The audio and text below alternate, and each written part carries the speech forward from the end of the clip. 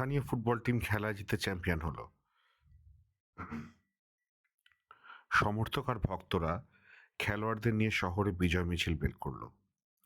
15-20টা truck, মাইকে গান বাজছে, হর্নগুলো মুহূর্তের জন্য থামছে না। ছেলেদের হাতে পতাকা আর মুখে মদের গন্ধ। সামনের ট্রাকটা চালাচ্ছিল 17 বছরের এক ছেলে। তার বড় ভাই দলের সেন্টার ফরওয়ার্ড। তার গোলেই টিম জিতেছে। ছেলেটার এক হাতে স্টিয়ারিং আর এক হাতে মদের বোতল। হঠাৎ করে গাড়ির নিয়ন্ত্রণ হারিয়ে ফেলল সে। একটা দেয়ালের সাথে পিষে দিল জেসমিনকে। মার্কেটিং করতে বেরিয়ে তার আর ফেরা হলো না। রানা পৌঁছালো 1 সপ্তাহ পর,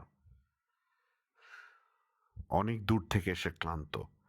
কিভাবে জানলো রানা কথাটা জিজ্ঞেস করতে ভুলে গিয়েছিল রেমেরিক।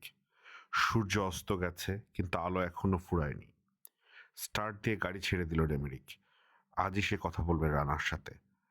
হাসান চরিত্র অনুকরণ করতে গিয়ে মদ ধরতে হয়েছে রানাকে, পড়তে হয়েছে গাম্ভীর্যের মুখোশ। মাঝে মধ্যে সিগারেটও খাচ্ছে ও, কিন্তু এ সবই যে ছদ্মবেশের কারণে তা নয়। ওর মনও ভালো নেই। রাশিয়া থেকে এয়ার কিং মিগ-31 হাইজ্যাক করে ঢাকায় পৌঁছায় ও, কিন্তু এয়ারপোর্ট থেকে নিরুদ্দেশের পথে বেরিয়ে পড়তে হয় ওকে।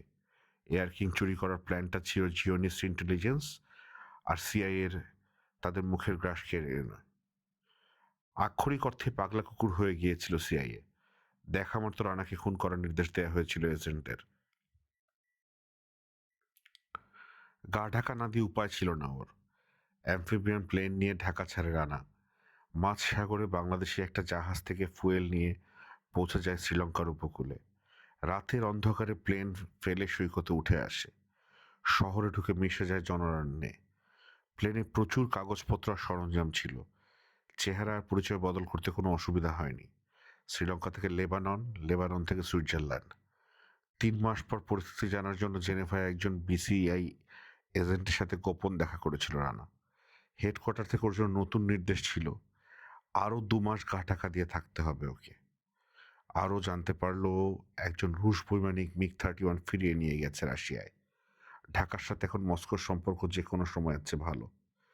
2 মাস পর আবার বিসিআই এর সাথে যোগাযোগ করে নতুন নির্দেশ পেয়ে হতাশায় মুষড়ে পড়ে ও। সিআইএ এখন পাগলা কুকুর হয়ে আছে। আত্মপ্রকাশ করা রানার জন্য নিরাপদ নয়। অনির্দিষ্টকালের জন্য লুকিয়ে থাকতে হবে ওকে।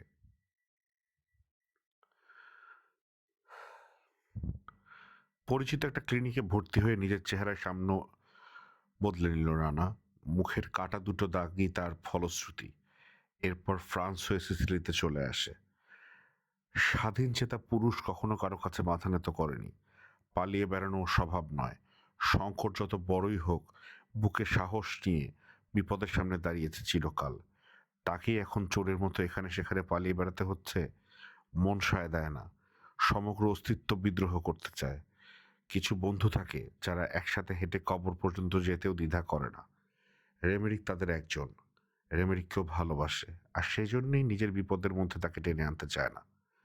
মনে মনে ঠিক করা আছে, এখানে ওর বেশি দিন থাকা চলবে না, কিন্তু এরপর কোথায় যাবে জানা নেই। এই অবস্থায় কারো মনই ভয়ে ভালো থাকে। মদের বোতলটা টেনে নিল রানা। জানে মদ খেয়ে শরীরের 12টা বাজাচ্ছে, কিন্তু নিজের উপর নিয়ন্ত্রণ নেই ওর। কি করবে? বডিগার্ডের চাকরি, বলল রেমেরিক। শূন্য দৃষ্টিতে তার দিকে তাকালো রানা। কিচেনে বসে আছে ওরা। রিসোর প্রস্তাবটা তুলল রেমেরিক। তার ভাই রিসো উন্নতি করেছে। বিশ্ববিদ্যালয় থেকে বেরিয়ে অ্যাকাউন্ট্যান্ট হিসেবে মিলানের একটা অডিট ফার্মে জয়েন করে সে। ওর মেধা আর যোগ্যতা দেখে মালিক তাকে ফার্মের পার্টনার করে নেয়। রিসো রেমেরিককে জানিয়েছে এই সিকিউরিটি এজেন্সি ওদেরই ফার্মের ক্লায়েন্ট। এজেন্সির সাথে শিল্পপতিদের বডিগার্ড যোগান দেয়া। বডিগার্ডের চাহিদা খুব বেশি, কিন্তু ট্রেনিং পাওয়া লোক আজকাল পাওয়াই মুশকিল। রেমেরিক দ্বিধায় পড়ে গিয়েছিল। শরীরের 12টা বাজিয়েছে রানা। তাছাড়া ও এখন একটা মাতাল। যারা বডিগার্ড খুঁজছে তারা ওকে পছন্দই করবে না। এরপর রিসো তাকে প্রিমিয়াম বডিগার্ডের ব্যাপারটা ব্যাখ্যা করে বলে। আগ্রহী হয়ে ওঠে রেমেরিক। বেতন খুবই কম, তাতে কিছু আসে যায় না। ছদ্মবেশের সাথে মানিয়ে যায় এমন একটা কাজ দরকার। টাকার কোনো অভাব নেই রানার। অভাব যদি দেখাও দেয়, তার সমস্ত সঞ্চয় রানার হাতে তুলে দেবে রেমেরিক। কি? জিজ্ঞেস করল রেমেরিক। পাগল, জবাব দিল রানা। আমার যা অবস্থা তাতে একটা লাশকেও পাহারা দিতে পারবো না। প্রিমিয়াম বডিগার্ডের কথা ব্যাখ্যা করলো রেমেরিক, কিন্তু রানার মাথা নাড়ল। একটা মাতালকে কেউ রাখবে কেন? কাজ ঝাঁকালো রেমেরিক। প্রিমিয়াম রেট কমানোর জন্য স্রেফ একটা দুপড়ে দরকার ওদের।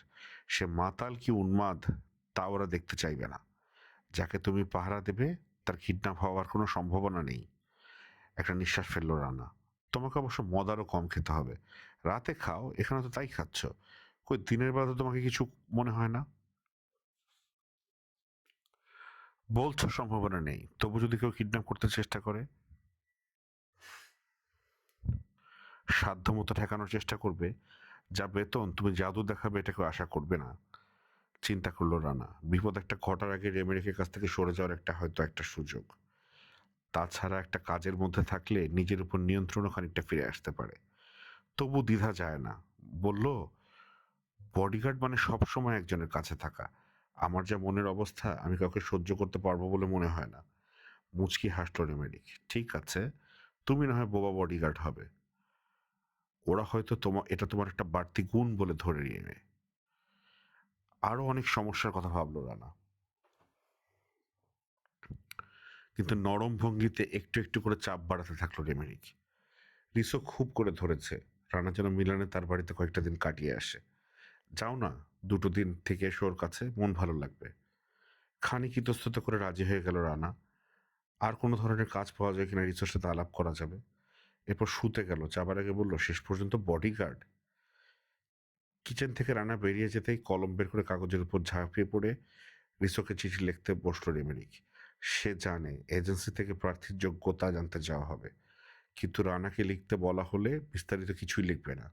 হাসানের পরিচয়পত্র, সার্টিফিকেট ইত্যাদি আগেই মুখস্থ করে রেখেছে রেমেরিক। কোথায় কটা পদক পেয়েছে হাসান তাও লিখতে ভুলল না সে। চিঠিটা এনভেলপে ভরে টেবিলে রাখল রেমেরিক।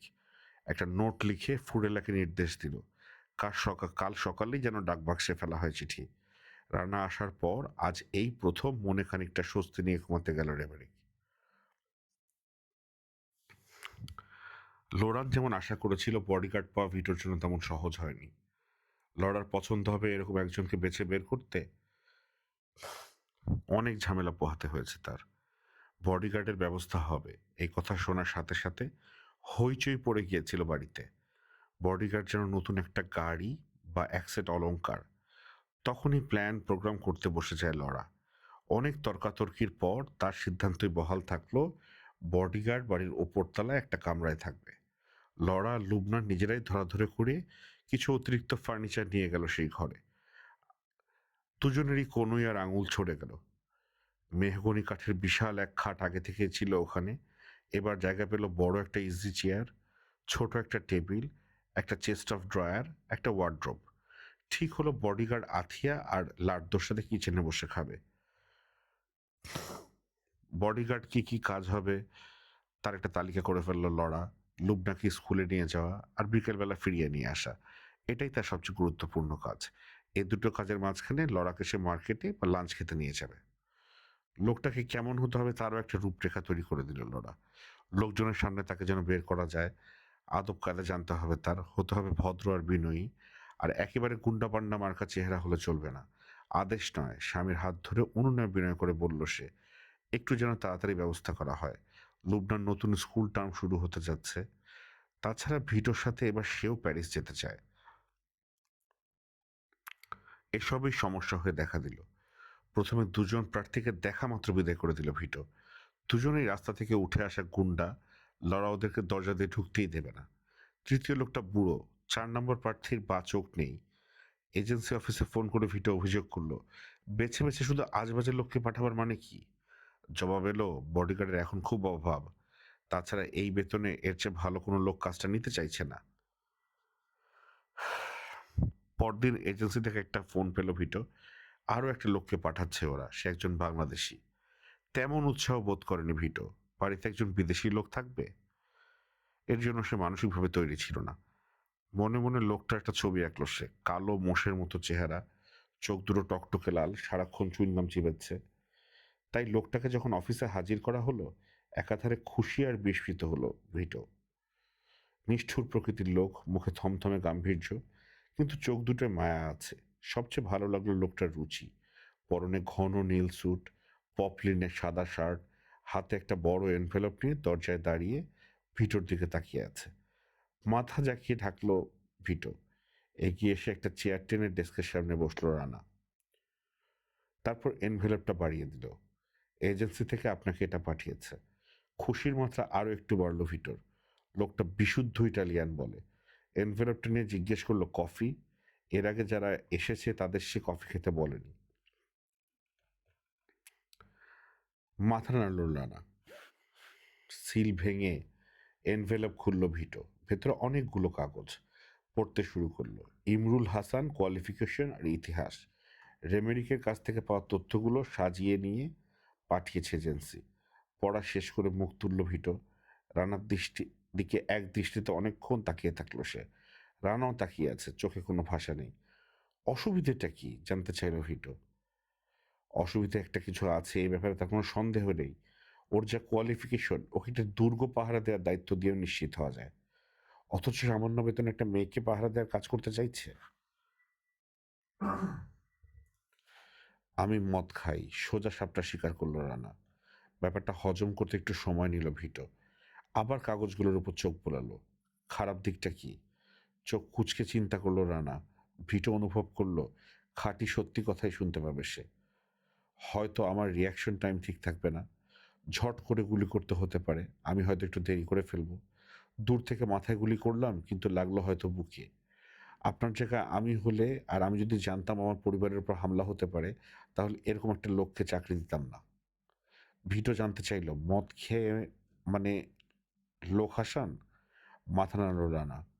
টেরও পাবেন না, আমি শুধু রাতে খাই। সকালে আমার খারাপ লাগতে পারে, কিন্তু দেখে বোঝা যাবে না।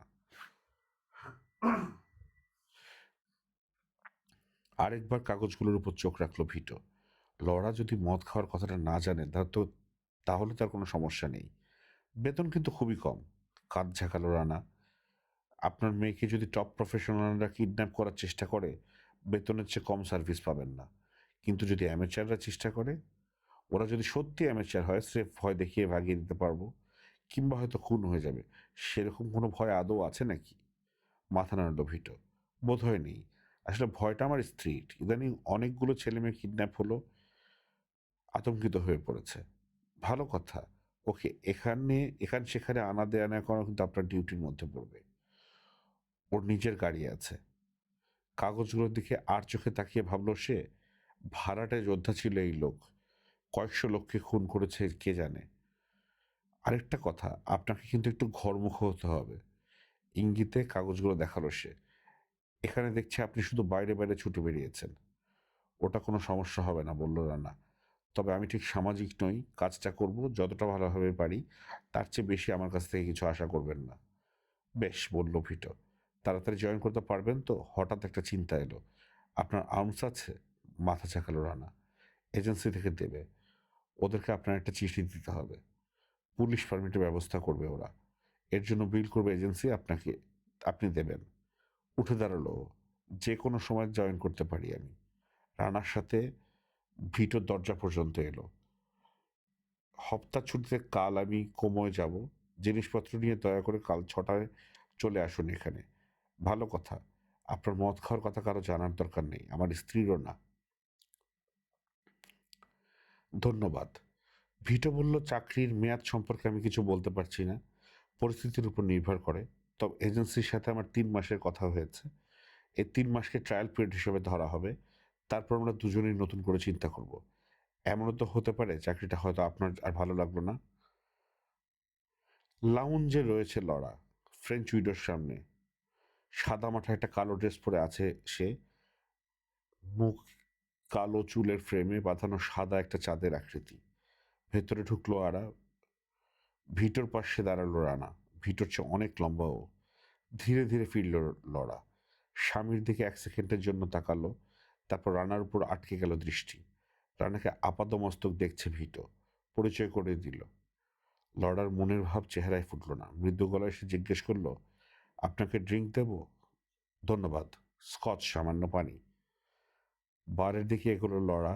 ওরা দুজন ফ্রেঞ্চ উইন্ডোর সামনে এসে দাঁড়ালো। লেকের দিকে তাকিয়ে রানা ভাবল, লোকটা ঠিক সহজ হতে পারছে না। কারণটা কি? ওর জন্য স্কচ আর স্বামীর জন্য মার্টিনি নিয়ে ফিরে এলো লরা। নামটা ভালো করে শুনতে পায়নি। হাসান। আপনি ইটালিয়ান নন? বলল লরা। কোন দেশের লোক? বুঝতে পারছি না। বাংলাদেশি। ভুরু একটু কুঁচকে উঠল লরার। স্বামীর দিকে একবার তাকালো। কিন্তু উনি খুব ভালো ইটালিয়ান বলতে পারেন, তাড়াতাড়ি বলল ভিটো। তথ্যটা লরাকে স্পর্শ করলো বলে মনে হলো না। আগে কখনো এই কাজ করেছেন? না। লরার কপালে চিন্তার রেখা ফুটে উঠছে দেখে হড় করে ভিটো বলল, উনি একজন যোদ্ধা ছিলেন, এত জায়গায় যুদ্ধ করেছেন, তুমি অবাক হয়ে যাবে। লোকটাকে রানার আত্মবিশ্বাসী আর নিজের ব্যাপারে নিঃসংশয়ী বলে মনে হয়েছিল, কিন্তু এখন তাকে বেশ খানিকটা অসহায় দেখালো। পরাজয়টা হয়তো স্ত্রী রূপের কাছে নাকি ব্যক্তিত্বের কাছে। খুঁটিয়ে খুঁটিয়ে রানাকে লক্ষ্য করছে লরা। কাপড়ের কাটছাট বা রং চিৎকার করে কিছু বলছে না। এটা তার ভালো লাগলো। গ্লাস ধরা হাতের উল্টা পিঠে একটা কাটা দাগ। মুখের দিকে তাকিয়ে বুঝলো অনেক লম্বা, কিন্তু বয়সটা আন্দাজ করতে গিয়ে হোঁচট খেল সে। ৪৫ নাকি আরো বেশি। চোখের পাতা জোড়া ভারী, চোখ দুটো সুন্দর, কিন্তু অদ্ভুত একটা ঠান্ডা দৃষ্টি ফুটে আছে, সাপের মতো। গা শিরশির করে উঠল তার। লোকটা এক দৃষ্টে তাকিয়ে থাকলে যে কেউ ভয় পাবে। এখানে একটা ধাক্কা খেল লরা। পুরুষ মানুষকে দেখে ভয় পাবার মেয়ে নয় সে। দেখা মাত্র এই প্রথম কোনো পুরুষ ওকে ভয় পাইয়ে দিয়েছে। নিস্তব্ধতা ভাঙল ভিটো। লুবনা কোথায় ডার্লিং? বাস্তবে ফিরে এলো লরা।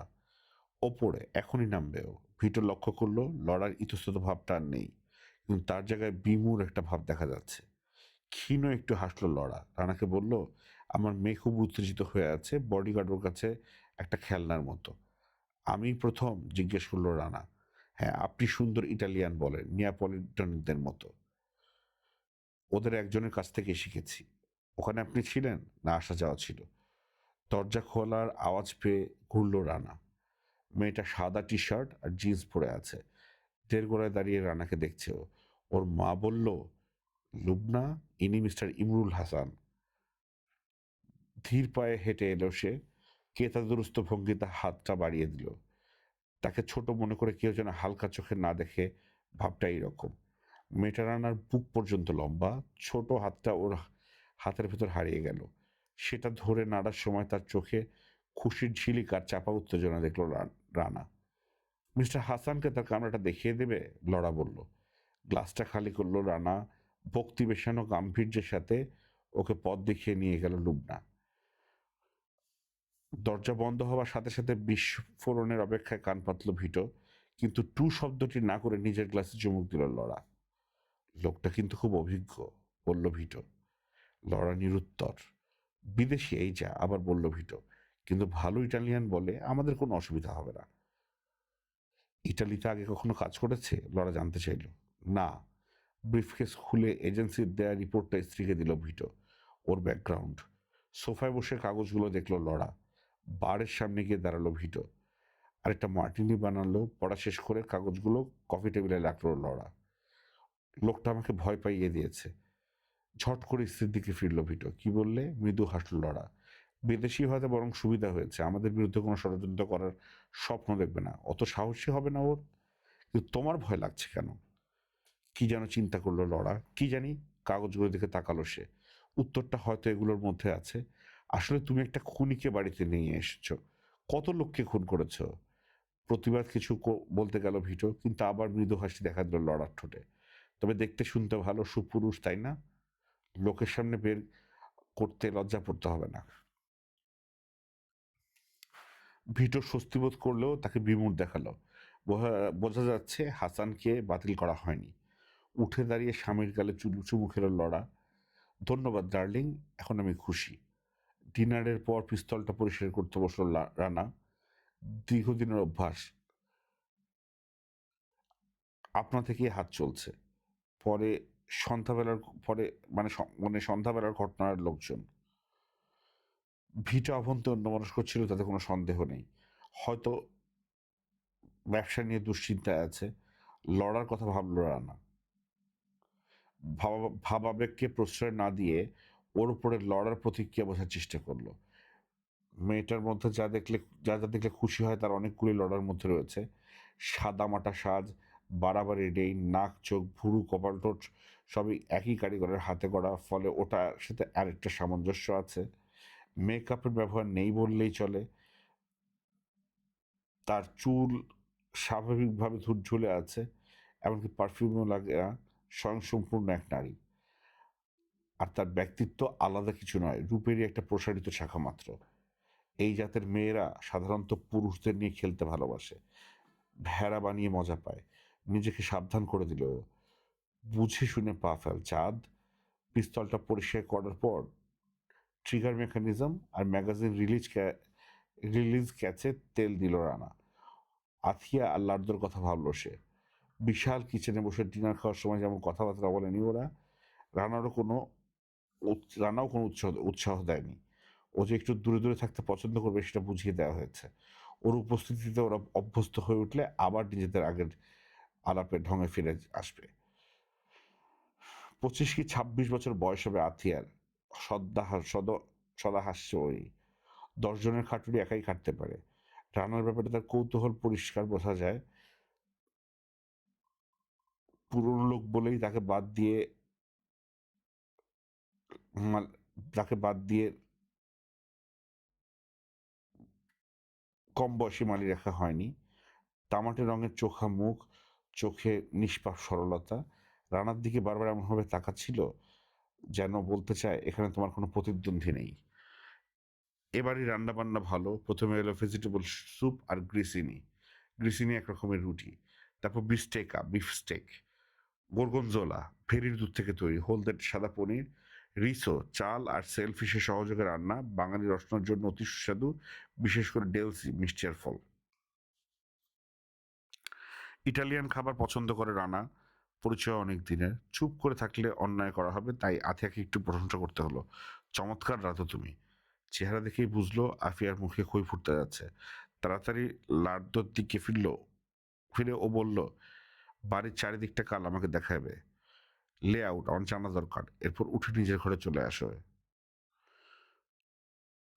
পিস্তলের ম্যাগাজিন থেকে 9mm বুলেট বের করে স্প্রিং চেকগুলো রানা, স্পেয়ারগুলো পরীক্ষা করলো। বুলেট থেকে বের করে স্প্রিং চেক করলো রানা, স্পেয়ার শোল্ডার হলো হোলিস্টার ফতল। আরো নরম করা যাবে। লুবনা সেই হবে সবচেয়ে বড় সমস্যা। তাকে পেহারা দেওয়ার জন্যই ওকে রাখা। মন মেজাজ ভালো থাকলে মেয়েটার সঙ্গে খারাপ লাগতো না। কিন্তু এই বয়সের মেয়েরা কিরকম হয় জানা আছে। ঠিক উল্টো স্বভাব হয়ে পেয়েছে তার বোন। বোঝা যাচ্ছিল রান্নার আগমন ওর জীবনের বিরাট একটা ঘটনা। বাড়িতে ওর বয়সী আর কেউ নেই, স্কুলে যাওয়া বন্ধ। মা তার নিজের রূপ যৌবন সোসাইটি নিয়ে ব্যস্ত। রানার জানা আছে মেয়েরা বোধহয় খুব বেশি একঘেয়েমি জীবন পালন করে।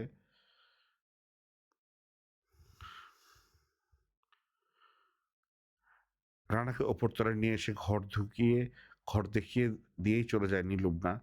ভেতরে ঢুকে রানার পেছনে এসে দাঁড়িয়েছিল। খোলা সুটকেস থেকে জিনিসপত্র বের করে ওয়ার্ড্রোবে সাজাচ্ছিল রানা। থেমে থেমে একাত্রে প্রশ্ন করছিল মেয়েটা। বোঝা যাচ্ছিল রানার আগমন ওর জীবনে বিরাট একটা ঘটনা। বাড়িতে বয়সী আর কেউ নেই, স্কুলে যাওয়া বন্ধ।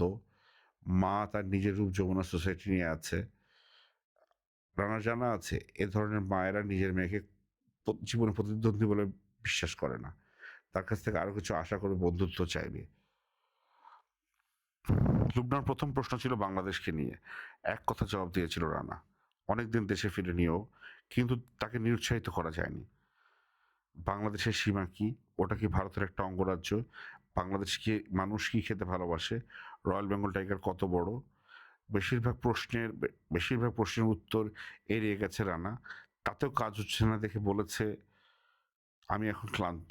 অনেকক্ষণ কোনো সাড়া শব্দ না পেয়ে ঘাড় ফিরিয়ে তাকিয়ে দেখে চলে গেছে। হোলস্টারের তেল মাখানো শেষ করতে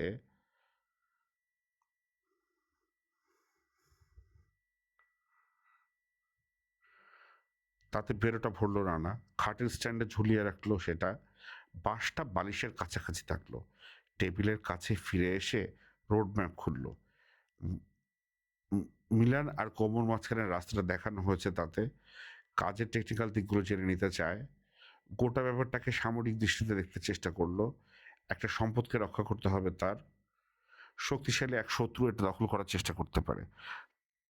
তার সম্পদ ওরা দখল করার জন্য ঘাঁটিতে হামলা করতে পারে। তার মানে বাড়িতে কিংবা ঘাঁটির বাইরেই হয়ে হোক, যা হয় প্রায়ই যাওয়া বন্ধ হয় এমন কোনো ঠিকানায় বা আসা যাওয়ার পথে মাঝখানে কোথাও, তার মানে স্কুল অথবা রাস্তায়। ঠিক আছে, সকালে বাড়ির ভেতর সব ঘুরিয়ে দেখানো হবে, আর লুবনা ওকে স্কুল দেখিয়ে আনবে। স্কুলের সিকিউরিটি অ্যারেঞ্জমেন্ট জানতে হবে ওকে। তবে ওর ধারণা কিডন্যাপ করার চেষ্টা করা হলে রাস্তাতেই কোথাও হবে। কাজেই কোনো ছক না রেখে যখন খুশি ইচ্ছে মতো রাস্তা বদল করে আসা যাওয়া। আহ, এরপর ওয়ার্ডরোব থেকে ইজি চেয়ারে বসে খাচ্ছে রানা। রাত অনেক হলো। একসময় পুরো বোতলটাই খালি করলো ও। নিঃশব্দ বিছানায় শুয়ে আকাশ পাতাল ভাবতে লাগলো নেস্তা। নতুন দায়িত্ব সম্পর্কে কোনো সংশয় কাটাতে চায় না। জানো, লোকটাকে লুবনার পছন্দ হয়েছে, মাথা নাড়ল ভিটো।